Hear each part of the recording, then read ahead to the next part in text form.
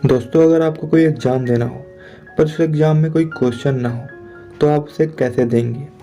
अब आप ये सोच रहे होंगे कि ये कैसे पॉसिबल है। तो आज मैं इसी कॉन्सेप्ट पर बेस एक मिस्ट्री थ्रिलर मूवी को एक्सप्लेन करने वाला हूँ जिसका नाम है एग्जाम। तो कहानी की शुरुआत में एक इंटरव्यू में सेलेक्ट हुए 8 कैंडिडेट को दिखाया जाता है। उन सभी के सामने एक पेंसिल और पेपर होता है और हर पेपर पर कैंडिडेट और उसका नंबर लिखा होता है। इसके बाद एग्जाम का इन्विजिलेटर वहाँ आता है और उन्हें एग्जाम के रूल्स बताना शुरू करता है। सबसे पहले वो बताता है कि उन सबको एक क्वेश्चन का आंसर देना होगा। फिर वो बताता है कि अगर कोई एग्जाम के दौरान उससे या गेट के पास खड़े हुए गार्ड से बात करेगा तो वो उसी वक्त डिस्क्वालीफाई हो जाएगा। और लास्ट में इन्विजिलेटर उनसे पूछता है कि आपके मन में कोई और भी क्वेश्चन है, पर कोई भी कैंडिडेट उसे इसका कोई भी जवाब नहीं देता।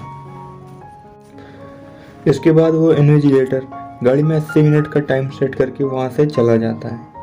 अब रूम में बैठे सभी कैंडिडेट एग्जाम का क्वेश्चन देखने के लिए जैसे ही उस पेपर को खोलते हैं तो वो देखते हैं कि पेपर पूरा खाली है, यानी कि पेपर में कोई क्वेश्चन नहीं था। तभी तो उस रूम में बैठी एक चाइनीज कैंडिडेट घबरा कर अपने मन से ही उस पेपर में कुछ भी लिखना शुरू कर देती है और उसके ऐसा करते ही पेपर खराब हो जाता है और वो उसी वक्त रूम से बाहर निकाल दी जाती है। अब ये देखते ही रूम में बैठे बाकी कैंडिडेट को ये समझ आ जाता है कि वो अपने मन से कुछ भी उस पेपर में नहीं लिखा। थोड़ी देर बाद उस रूम में बैठा एक आदमी उस इन्विजिलेटर की बातों को याद करता है और उसे पता चलता है कि उस इन्विजिलेटर ने उन्हें गेट के पास खड़े गार्ड से बात करने को मना किया है। सभी कैंडिडेट एक दूसरे को अपना नाम नहीं बता सकते थे। तभी उनमें से एक कैंडिडेट सभी के स्किन और बालों के बेस पर उनके निक नाम रखता है, जिनमें वो खुद का नाम व्हाइट रखता है और बाकी का नाम ब्लैक, ब्लॉन्ड, ब्राउन, ब्रूनेट और डार्क रखता है। लास्ट में बचे हुए एक कैंडिडेट का नाम वो डीप रखता है क्योंकि वो किसी से बात नहीं कर रहा था। इसके बाद सभी लोग क्वेश्चन ढूंढने के अलग अलग तरीके सोचते हैं। सबसे पहले वो सोचते हैं कि क्वेश्चन पेपर वो इनविजिबल है, इसीलिए वो उसे ढूंढने के लिए रूम की सभी लाइटों को तोड़ देते हैं ताकि इमरजेंसी में लगी हुई यूवी लाइट से वो इस क्वेश्चन को ढूंढ पर वो इसमें नाकाम रहे। इसके बाद वो सोचते हैं कि शायद उस पेपर पर पानी डालने से वो क्वेश्चन विजिबल हो जाए, तो वो इस कोशिश में भी नाकाम रहते हैं। इसी बीच व्हाइट चालाकी से ब्रूनेट से उसके पेपर में आग लगा देता है, जिससे वो डिस्क्वालीफाई हो जाती है। इसके बाद व्हाइट डेफ के पास आता और उसे भी इस रूम को छोड़कर जाने को मजबूर करता है और इसी के साथ डेफ भी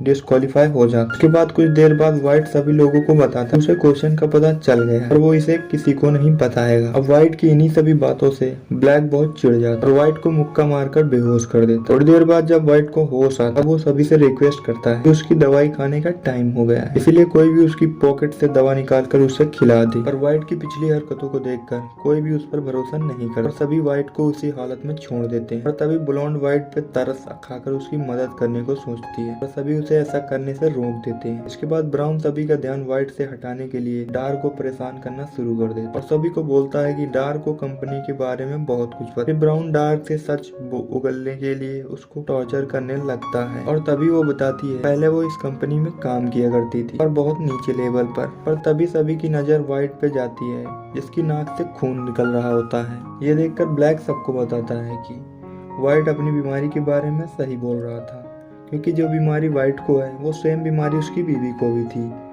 और टाइम पे दवा न मिलने पर उसकी मौत हो गई थी। ब्लैक की ये बातें सुनकर सभी लोग व्हाइट के कपड़ों में उसकी दवाई ढूंढने लगते हैं और किसी को दवाई नहीं मिलती। व्हाइट को मरता हुआ देखकर डार्क इन्विजिलेटर को हेल्प करने के लिए बोलती है और उसके ऐसा करने पर वो डिस्क्वालीफाई हो जाती है। इसी बीच ब्लॉन्ड को व्हाइट की दवाई मिल जाती है और दवाई खिलाते ही व्हाइट बिल्कुल नॉर्मल हो जाता है। नॉर्मल होने के बाद व्हाइट सबको बताता है कि इस एग्जाम में कोई क्वेश्चन ही नहीं है और कंपनी उसी कैंडिडेट को जॉब देगी जो इस रूम में लास्ट तक बचेगा। अब सभी को व्हाइट की ये बातें सही लगती हैं और फिर सभी एक दूसरे को उस कमरे से बाहर निकालने के लिए आपस में लड़ाई करने लगे। इसीलिए ब्लैक गार्ड से गन ले लेता है और व्हाइट पर गोली चलाने की कोशिश करने लगता है, पर वो गन काम नहीं करती क्योंकि उस गन पर फिंगरप्रिंट लॉक लगा हुआ था, जिसकी वजह से उस गन को केवल वो गार्ड ही यूज कर सकता था। पर तभी व्हाइट खड़ा होता है और वो ब्लैक के हाथों से गन छीन लेता है। फिर वो गार्ड के पास जाकर और उसके हाथ से उस गन को अनलॉक कर देता है। उसके बाद वो एक एक करके सभी को उस रूम से बाहर जाने को कहता है। गन से डर कर ब्राउन तो उस रूम से चला जाता है, पर जब ब्लॉन्ड वहाँ से निकल रही होती है तो जाने से पहले रूम की सभी लाइटों को बंद कर देती है। लाइट बंद होते ही ब्लैक व्हाइट से गन छीनने के के लिए उसके पास पर व्हाइट रूम के अंदर लगातार गोलियां चलाने लगे। इसकी वजह से गोली सीधे ब्लैक को लगती है। इसके बाद व्हाइट की नजर दरवाजे पे पड़ती है और वो देखता है कि ब्लॉन्ड अभी भी पूरी तरह से रूम से बाहर नहीं गई है। फिर व्हाइट जैसे ही गन लेकर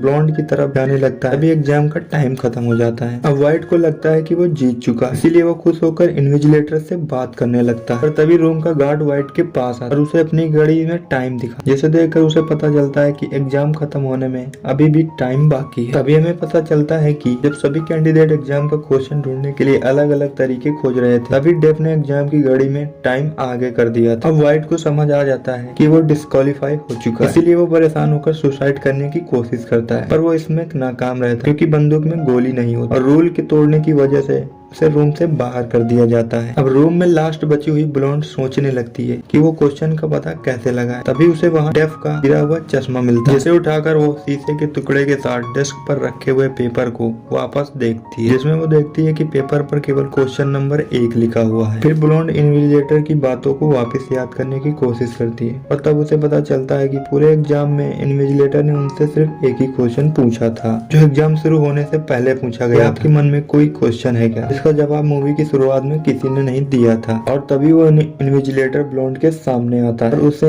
आंसर पूछता है, जिसका जवाब ब्लॉन्ड नो देती है। अब उसको ये आंसर सुनकर इन्विजिलेटर खुश हो जाता है और उसे डेफ से मिलवाता है। वो बताता है कि डेफ इस कंपनी का CEO है और एक बहुत बड़ा साइंटिस्ट भी है, जिसने दुनिया को बचाने के लिए एंटीवायरस को बनाया था। वो बताता है कि डेफ को ऐसा कैंडिडेट चाहिए था जो टाइम आने पर टफ डिसीजन ले सके, पर ब्लॉन्ड उस कंपनी में काम करने से मना कर देती और बोलती है कि मैं ऐसी जगह काम नहीं कर सकता, वहाँ पहुँचने के लिए मुझे लोगों की जान लेनी पड़े। तभी वो देखती है कि ब्लैक जिसे गोली लगी थी वो वापस उड़ जाता है क्योंकि उसे लगने वाली गोली नकली थी। ब्लॉन्ड को ये देखकर बहुत कि उस एग्जाम का मकसद यही था, कौन इस कंपनी के लिए समझदारी से काम कर सकता। अब वो उस कंपनी में काम करने के लिए तैयार हो जाती है।